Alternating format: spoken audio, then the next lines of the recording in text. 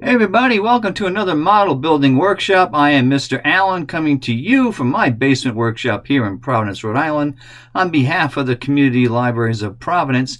And today we're going to look at something different and new. This is the fine molds kit of the Imperial Japanese Army Field Kitchen Unit and the Type 97 Movable Boiler, hot water boiler here. And the whole kitchen set, as you can see in the picture here. So this is a new kit from Fine Molds out of Japan. This is from 2024. I know most of the time I'm working on stuff from my stash, which is older, but sometimes I do grab new stuff. Like this one here. This just looked too fun not to try. So there's a little bit here in English.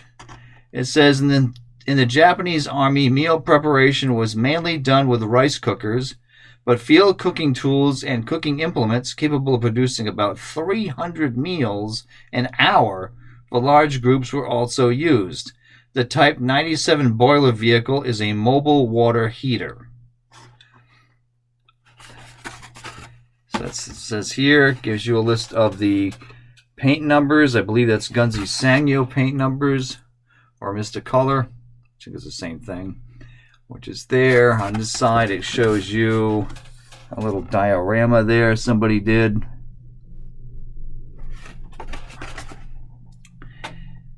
And it does say, and they're not the best translated English, unfortunately, but it shows photo shows built-in painted, well, I think it's supposed to be model. The base, the ground is not included, and a number of included boxes and barrels is half of what the photo shows. So at least they're honest that this diorama they show you here, they do have some extra boxes and extra things in there that you do not get in the kit. So let's have a look at what's in the kit. Carefully put that there.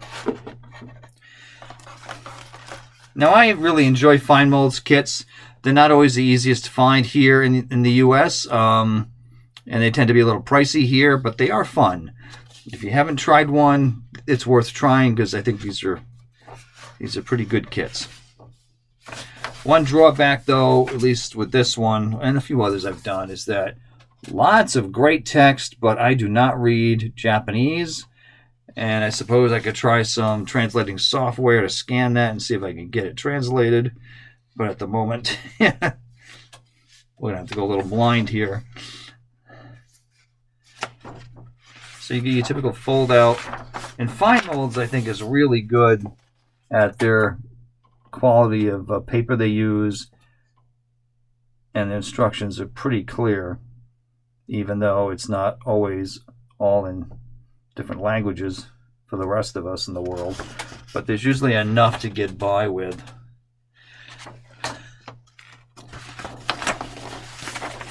I can do this to get to the instructions.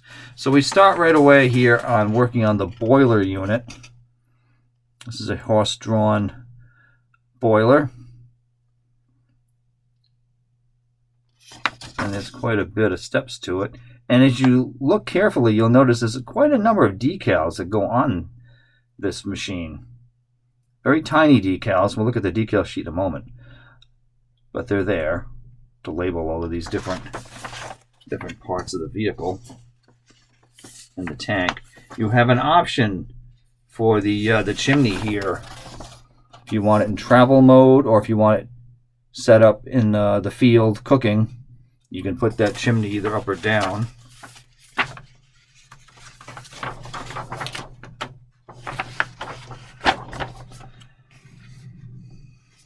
There's more of the assembly of that trailer and the boiler. Just said, it's quite a bit to that. And then this comes with 3 crew members. There's one here who's operating the water boiler, and you have 2 others here that are cooking and chopping. It's the guy that's stirring the vegetables there. Is he chopping? Yes, the guy's stirring. So you have this this cooker here. Looks like it's got a wok on top there with a large cooking device. And you get a number of boxes for different types of supplies. Now, I had to do a little research on this because there is some English here. So there's a box for, if I'm pronouncing this right, Kanyaku and Kanbo roll and Taijiki.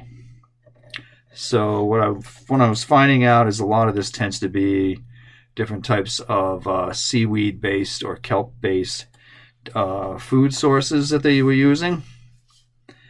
And there's the roll, and there was something else here. Yeah, on the back here you got some more. This is the guy that's chopping vegetables. And you'll see some other buckets and things here to work with, as well as a painting guide. So the buckets for like miso soup, apparently, or miso. Pickles. Hijiki. Yeah, I just looked this up, and I'm trying to remember what was which. So some of these were, like I said, seaweed, and I think some of these were like a type of, like a root vegetable, like a sweet potato. So, and they have all the paint colors here.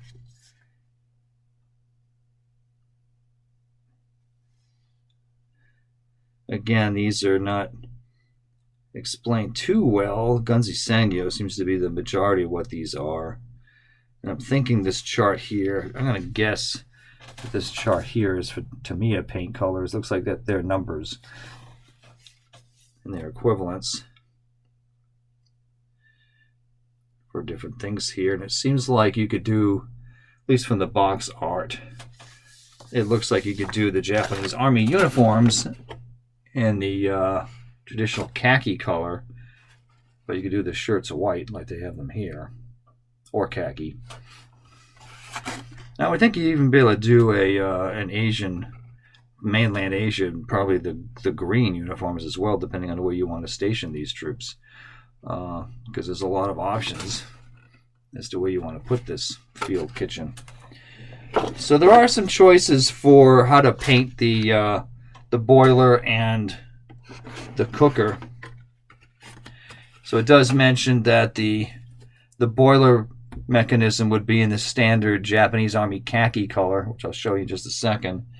And you have an option for the cooker here, which could either be like a flat black color or the Japanese Army khaki color. Let's look at the pieces here. So here's the thing, is that you don't get a whole lot here. Well, you do and you don't. There's 3 trees worth of parts and a rather large decal sheet, considering the size of this. Look at that in just a second. There's a lot to this kit considering the size, so I guess that's what you're paying for, is the level of detail. So here you go with the wheels. It's all horse-drawn equipment. So I can get this, so you'll see this a little bit better. So you get the wheels and some other things that would go on, like the axle piece there. This is your supply parts. Now, I've noticed that Fine Molds has also recently put out a horse-drawn supply wagon, which this may go with that as well. I'm not sure. I haven't really looked into that kit yet. I did see this recently at a hobby show with this kit on sale. I did not purchase the other one. Not at this time anyway, because like I said, these are not the cheapest kits to buy here in the States. So I wanted to be a little economical about what I was doing. So here's your parts for the water heater. And you'll see there's quite a bit to it, and some of these get pretty tiny. But the level of detail is pretty good. Because I find, like I said, I find that Fine Molds make some great stuff. And here's the other parts here. And that's the crew as well. Yeah, there's your kitchen staff and some other parts that make the boiler unit. Sorry, that's the cooker unit. And that's the water boiler right there. So as far as paint goes, there are these different sets available. And this is Mr. Hobby paint here. This is a set for Japanese Army tanks. You can see the price there. These sets tend to be a little pricey. And these are tones that are typical for use with the early war paint scheme for tanks. But in this set, you'll see there is the khaki, Japanese Army khaki color down the bottom here. Let's see if I can fish that out of the box.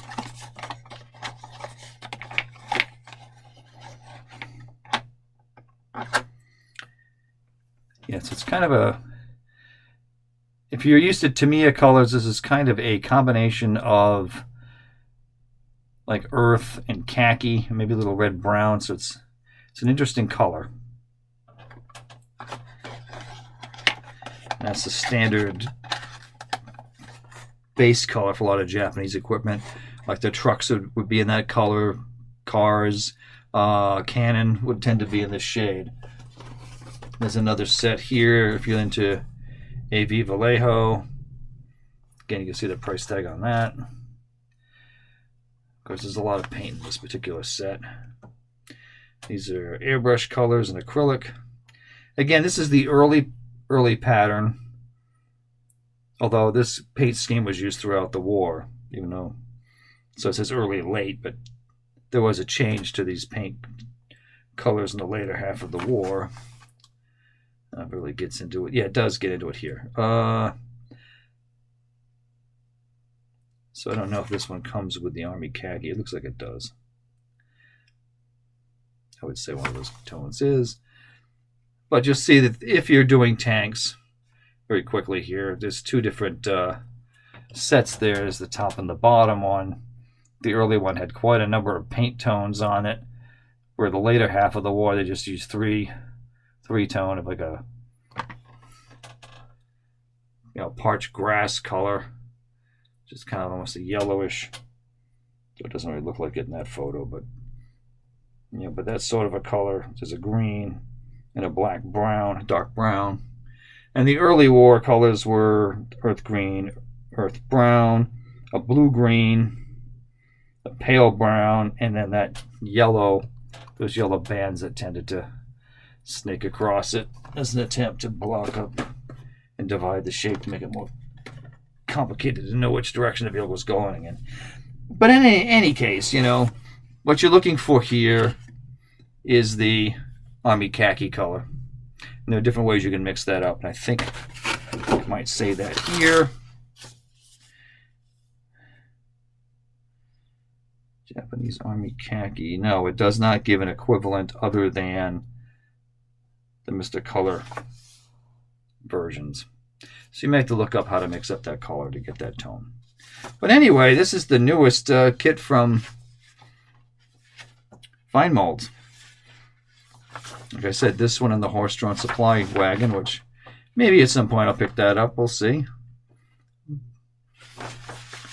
But yeah, always find these Japanese subjects to be quite fascinating. So that's a look at Fine Molds Japanese Army Field Kitchen. We'll see you guys next time on the next model building workshop. All right, guys. Take care. Keep on building. Bye now.